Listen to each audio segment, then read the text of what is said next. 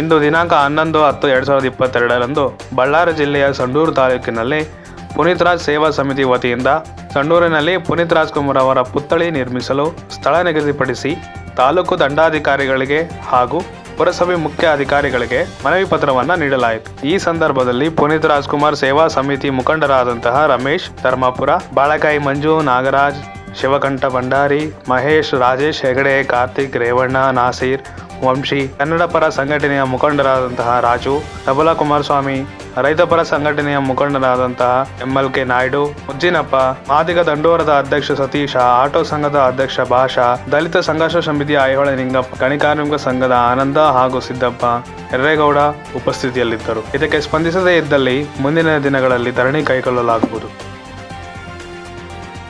ಇವತ್ತು ಶಾಸಕರ ಗಮನಕ್ಕೆ ತರ್ತಾ ಇದ್ದೀವಿ. ದಯಮಾಡಿ ಈ ಒಂದು 28-29 ಡೇಟಿನ ಒಳಗಡೆ ನಾವು ಪುತ್ಥಳಿಗೆ ಒಂದು ಅನುಮತಿ ಕೊಡಬೇಕು. ಕೊಟ್ಟರೆ ಬಹಳ ಅನುಕೂಲ ಆಗ್ತದೆ. ಇಡೀ ತಮ್ಮ ಅಭಿಮಾನಿಗಳು ಕೂಡ ಈ ಚಿರುರುಣಿಯಾಗಿರ್ತೀವಿ ಅಂತಕ್ಕಂಥದ್ದನ್ನ ಮಾತನ್ನು ಹೇಳ್ತಾ ಈ ಪುನೀತ್ ರಾಜ್ಕುಮಾರ್ ಪರವಾಗಿ ನಾವೆಲ್ಲ ಕಾರ್ಯದರ್ಶಿಗಳು ಮತ್ತು ಎಲ್ಲ ಪದಾಧಿಕಾರಿಗಳೇ ಮತ್ತು ಸಂಡೂರಿನ ವಿವಿಧ ಸಂಘ ಸಂಸ್ಥೆಗಳ ಪದಾಧಿಕಾರಿಗಳೇ ಮತ್ತು ಸದಸ್ಯರುಗಳೇ ಹಾಗೂ ಪತ್ರಿಕಾ ಮಾಧ್ಯಮದವರೇ ಮತ್ತು ನನ್ನ ಪುರಸಭೆಯ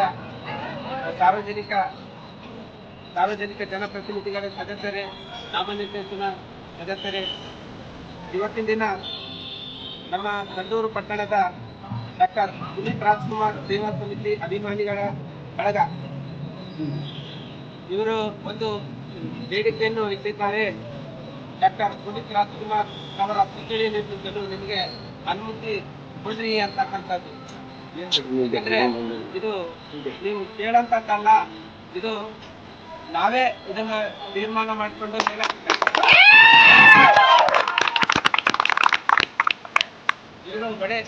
ಇವರು ಬರೇ ನಮ್ಮ ರಾಜ್ಯಕ್ಕೆ ಸೀಮಿತ ಆಗಿಲ್ಲ, ಇಡೀ ವಿಶ್ವದಾದ್ಯಂತ ಇವರು ಒಂದು ಸಾಮಾಜಿಕ ಕಳಕಳಿ ಮತ್ತು ನಿರಾಶ್ರಿತರ ಒಂದು ಸೇವಾ ಮನೋಭಾವನೆಯನ್ನು ತಪ್ಪಿಕೊಂಡು ಇವರು ಮರಣದ ನಂತರ ಇಡೀ BBC ನ್ಯೂಸ್ ನಲ್ಲಿ ಕೂಡ ಇವರ ಒಂದು ಪ್ರಚಾರ ಆಯಿತು.